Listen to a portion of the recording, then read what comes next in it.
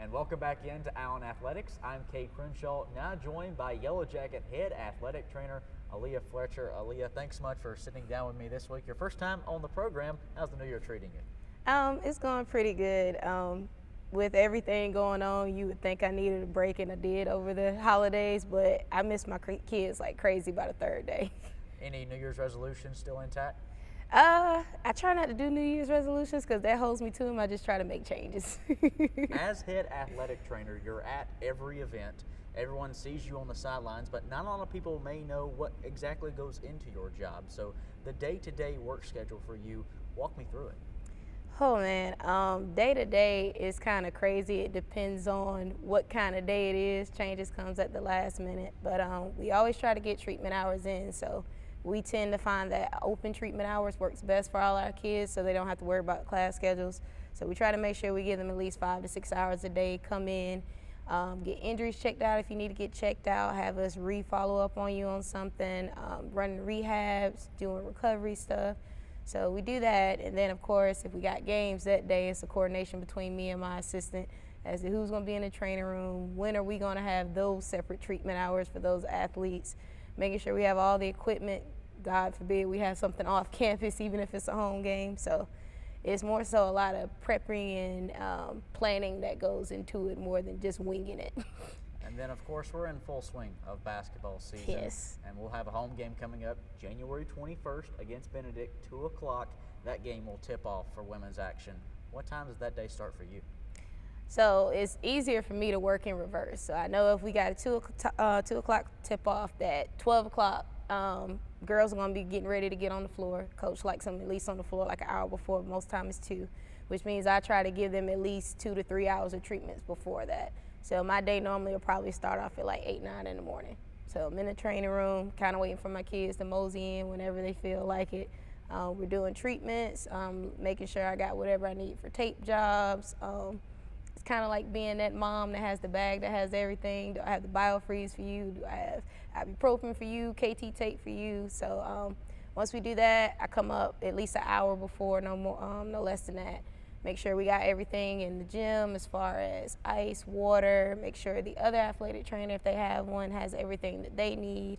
Kind of poking around a little bit because at Allen, everybody helps with everything. So if referees need something, they normally come and find me for it.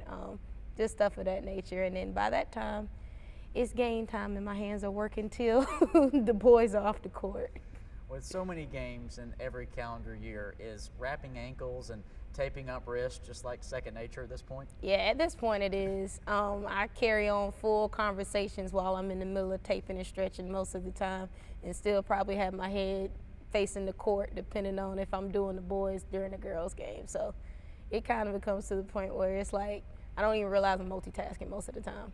One of the most important and unsung positions in the athletic department field is athletic training, and it's been in the national headlines here recently, of course, with Damar Hamlin collapsing in the Buffalo Bills NFL game.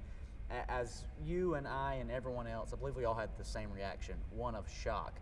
But what goes into preparing for a situation like that? Because it's never something you want to plan for, but it is something you have to prepare for. What goes into that on the athletic training side?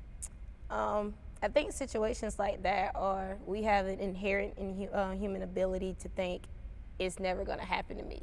Like, you know it can, but you're like, it's not going to be me this day. So I think always having a plan for what could go wrong, and I think that's kind of what's helped me a lot in my career, is I'm that person that what's every possibility of what can go on. So rehearsal goes a lot into it. You want those things to be second nature. You don't want to have to think, okay, somebody went down, who needs to call who, where's the AED, where's this person? You want to know where all that stuff is ahead of time. I know it sounds crazy, but doing skits and doing different scenarios where me and my assistant kind of know, all right, this is your job, I'm going to take the lead on this. Making sure that we speak to EMS before every game just so that they can kind of know our faces. If we have to signal them, I know I've worked with a lot of ambulances that are like, all right, give me a thumbs up or give me a come here, if you need me on the field.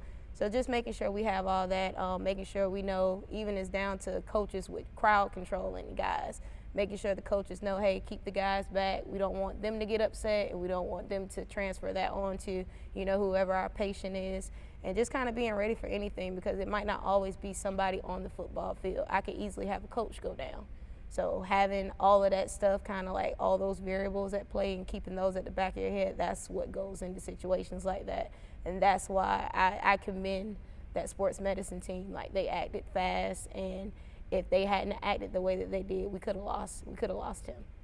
She's Aaliyah Fletcher, and of course she is right. Our utmost gratitude and appreciation for that athletic training staff with the Buffalo Bills, as the good news came out this week. Damar Hamlin heading home from the hospital, going to be discharged this week and continue his rehabilitation from home. Well, Aaliyah, thank you so much for sitting down with me this week and sharing with us your insight, a little bit that a lot of people may overlook, but it is awfully, awfully vital to the overall operation, to what we do here at Allen. We'll step aside and be back on the other side of this commercial break when we return for more Allen Athletics.